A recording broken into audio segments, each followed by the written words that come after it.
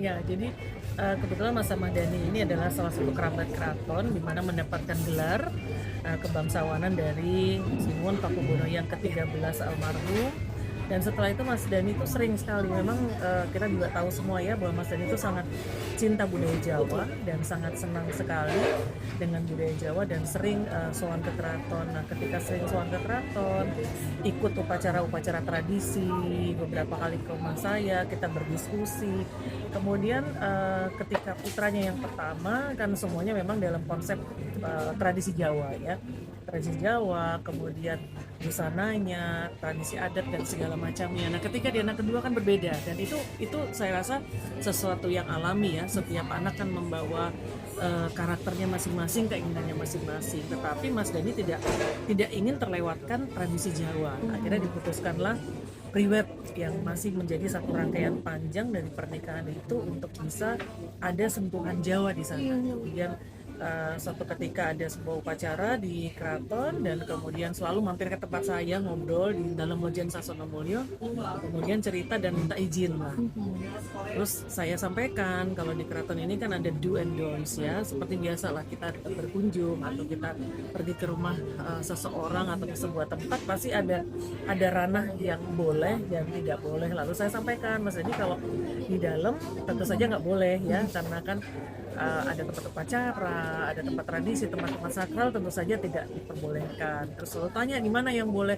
Ya sudah, kalau di rumah saya karena ini rumah tinggal yang memang masih satu kompleks di daerah Baluwati ya, kompleks keraton, tetapi berada di luar bangunan inti. Kemudian di sekitarnya ada semacam jalan gitu ya di sekitar keraton yang juga bisa dipakai. Dan ada satu dalam lagi namanya Purwohamijayan, tempat kakak ipar saya di sana, itu juga bisa dipakai. Akhirnya dipilihlah lokasi-lokasi yang aman ya, yang boleh dan diizinkan untuk dipakai tanpa menyalahi sebuah aturan untuk bisa melakukan priwet itu. Ibu berarti ada berapa lokasi yang dipakai El dan Siva sendiri? Kemarin di dalam Lojen Sasono Mulyo yang tempat saya ya yang dipakai, kemudian di sekitar kawasan keraton dan dalam Purwohamijayan. Jadi memang sebenarnya ada 3 busana yang dipakai, tapi saya nggak tahu yang busana kedua dan ketiga sepertinya mungkin baru di posting ya foto-fotonya. Yang sempat viral dan banyak beredar di awal adalah busana yang kebetulan di sekitar rumah saya, dan busananya menurut saya ini sangat inspiratif ya. Justru ini yang diminatin ternyata masyarakat, terutama netizen anak-anak muda. Dan saya pikir ini merupakan satu momentum yang bagus, yang inspiratif untuk bagaimana ketika kita melihat ya Siva menggunakan kebaya dengan kain panjang, kemudian L dengan beskap modifikasi dengan kain panjang juga, sangat light, sangat remaja ya, dan tidak terlalu ribet menurut saya, karena mereka juga ganti di tempat saya, ganti baju, jadi sangat simple ya. Dan ini bisa memberikan satu inspirasi buat anak-anak muda supaya mereka senang untuk kembali berkain dan berkebaya yang tidak ribet. Dan di situ ditampilkan apa adanya, natural alamiah kondisi di keraton, dengan kita panggil tukang beca, kita ajak para abdi dalam yang sepuh-sepuh dan juga yang muda-muda kita ajak untuk terlibat. Artinya ketika kita welcome dan terbuka dengan masyarakat, terbuka dengan dunia luar, yang mana kita bisa berkolaborasi, itu juga memberikan sebuah berkah juga buat orang-orang di sekitarnya. Mereka sangat senang, merasa dihargai, merasa dihormati, dan mereka juga merasa dibutuhkan, bermanfaat lah ya buat orang di sekitarnya. Sehingga ini menurut saya sebuah kolaborasi yang baik, dan menurut saya sebuah proses pre-wedding foto ya, itu bukan sekedar momentum untuk dokumentasi atau momentum untuk mendokumentkan foto pranikah saja, tapi ada salah satu makna filosofi yang dalam ketika kita memilih lokasi, kita memilih busana, ketika kita memilih ambience atau vibe seperti apa yang kita inginkan. Karena pasti yang diinginkan adalah pernikahan itu akan langgeng. Maka ini adalah hal yang baik ya, supaya anak-anak muda juga terinspirasi, daerah-daerah di Indonesia, wilayah Nusantara ini banyak sekali tempat-tempat yang eksotik, tempat-tempat yang sangat menarik yang bisa dieksplor ya dibanding di luar negeri atau mungkin tempat lain. Tapi ini juga sesuatu yang inspiratif, modern kan, kalau lihat busananya ya modern, kekinian, nggak kuno ya. Tetapi local wisdom nggak dilupakan. Jadi unggah-ungguh, izin dulu, tata cara, kemudian termasuk ya saya bilang harus ada kami kulon nuwun lah ya, sedikit ritual untuk supaya memperlancar semuanya, sehingga anak muda juga tahu yang jadi mantennya, ini calon manten tuh tahu oh harus bagaimana, oh seperti apa. Jadi sebuah tradisi ini sangat menarik menurut saya. Semoga menginspirasi juga banyak pasangan-pasangan muda Indonesia dalam memilih lokasi, menentukan busana, kemudian menentukan konsep foto priwetnya supaya benar-benar berkesan sepanjang hidupnya, terus mendapatkan berkah. Karena kebetulan kalau kita bicara tentang tempat ya, itu namanya Kagungan Dalem Sasono Mulyo, khususnya di tempat saya dalam Lojen di Pendopo ada lagi sendiri, ada dalam juga di situ.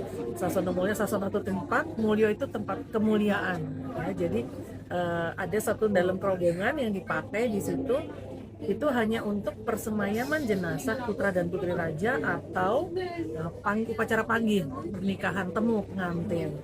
Tapi kemarin kan tidak boleh dipakai karena di dalam itu memang tempat yang disakralkan. Tapi artinya kawasan itu adalah tempat kemuliaan di mana manusia itu dipercaya saat kemuliaan hidupnya ketika dia menikah, memasuki hidup baru, dan ketika dia berakhir kehidupannya ketika meninggal. Maka sangat syarat dengan makna yang luar biasa. Dan di sekitar Kagungan Dalem Sasono Mulyo itu Magersari cukup banyak abdi dalam yang masih bertugas maupun sudah turunannya itu yang tinggal di sekitar situ. Jadi semuanya menyaksikan, semuanya melihat. Jadi proses alami ini memberikan inspirasi karena setelah itu banyak juga yang datang. Karena dulu zaman tren berkain kebaya sempat setiap sore tuh anak-anak muda itu berkain kebaya foto-foto di situ. Ya jadi tradisi itu nggak kuno gitu ya. Jadi tempat-tempat mungkin yang dianggap bukan bangunan fancy yang modern, mungkin juga ada tembok yang tidak halus ya misalnya, atau ada pintu yang mungkin sudah ada sedikit kesan kunonya gitu. Di situ kita bisa menghargai bahwa leluhur masa lalu mendirikan atau menciptakan bangunan-bangunan tradisi ini bukan tanpa makna, sehingga di situ ada sebuah energi besar dari keluhuran masa lalu yang insya Allah juga bisa menjadi berkah juga bagi calon pengantin. Dan Ibu membutuhkan waktu berapa lama sih? Artinya Mas Elsifa kan bisa dapatlah kesempatan untuk di Kraton sendiri, mungkin butuh waktu berapa lama? Dan yang jelas itu cuman kalau pemotretannya aja full 1 hari, hanya 1 hari. Sementara 1 hari sebelumnya orientasi ya, dan sebelumnya Mas Dani kan sudah bolak-balik gitu ya ke rumah, kemudian juga di 1 hari sebelumnya itu orientasi, lihat lokasi, lihat tempatnya, dan bolak-balik Elsa masih Pak, makasih banget saya udah ngerepotin bolak-balik seperti itu. Tapi ya tidak mengeluh dengan bolak-balik ganti busana, karena busana yang kedua itu juga cukup complicated ya, karena mungkin buat anak muda yang tidak biasa kan keprajuritan pangeranan yang cara prajurit itu kan baju Jawa, terus yang ketiga baju tari yang seperti Rama Sinta itu kan juga membutuhkan waktu yang cukup panjang. Jadi dari pagi, betul-betul pagi jam 5 mungkin mereka sudah start sampai malam. Jadi 1 hari itulah ya bisa diselesaikan di beberapa lokasi itu, dan menimbulkan antusias masyarakat ya untuk melihat dan ikut nonton lah ya di sana. Cukup menarik, dan saya juga cukup surprise ya, ternyata yang viral, yang maksudnya yang banyak mendapat perhatian masyarakat, terutama anak-anak muda tuh justru foto yang baju pertama gitu. Karena itu kan kelihatan kayak classy zaman dahulu ya, noni kayak wajahnya kan agak-agak Indo ya, kayak noni Belanda dengan apa namanya ya, pasangannya, kemudian bercengkerama, jalan-jalan santai. Menarik sih, menarik konsepnya. Dan konsep juga yang menarik juga ini ya Bu ya, konsep ini sendiri Iya, ya, ini cukup iya. cukup buat anak muda luar biasa. Iya. El dan Siva tuh mau gitu. Iya, itu yang saya juga surprise ya mau menggunakan baju yang seperti ini, dan masih ada satu lagi tuh yang belum dikeluarin kayaknya ya, Rama dan Sinta. Jadi pada waktu pertama diskusi dengan saya, baju Rama Sinta ini saya bilang jangan yang biasa gitu, yang standar, harus yang something different, karena harus setiap individu yang meskipun bersaudara kakak beradik itu ada yang satu beda saya bilang. Karena yang Rama Sinta yang satunya ini lebih ke penari gitu ya, jadi kayak penari pakai rambut yang panjang ya, semacam apa, ada feel yang berbeda, kemudian ada pengalaman yang berbeda yang unik. Jadi ya semoga nanti segera dikeluarkan fotonya biar kita bisa melihat beragam apa namanya ya, tradisi ini, beragam cara berbusana, bisa ikut membawa sebuah aura dan energi bagi anak-anak muda ini untuk lebih mencintai budaya. Jadi sebenarnya ini salah satu cara menurut saya ya, sebagai saya kebetulan seorang motivator untuk karakter building dan pengembangan diri. Kadang kita sulit mentransformasi budaya ya, kita bicara sama anak, jangan begini, harus begini, kenapa begitu, nggak begini gitu ya. Tapi kalau kita apa ya, life learning seperti ini, itu saya rasa lebih kena. Jadi kita minta aja mereka pakai baju biar dirasakan sendiri feelnya. Oh ternyata kalau pakai busana tradisi, busana tradisi seperti ini, busana adat di foto ini bagus juga ya. Biar mereka merasakan sendiri, kemudian mereka ketika berinteraksi dengan para abdi dalam, mereka tahu sendiri bagaimana ya kehidupannya, kemudian berada di lingkungan yang jauh dari peradaban modern ya, kayak Bumi Langit mungkin ketika tiba-tiba datang ke keraton dengan suasana yang beda dengan Jakarta misalnya. Jadi life learning itu menurut saya sangat bagus untuk cara belajar yang otodidak, nggak perlu dikasih tahu kamu harus begini begitu, karena berbusana itu menurut saya mengatur perilaku.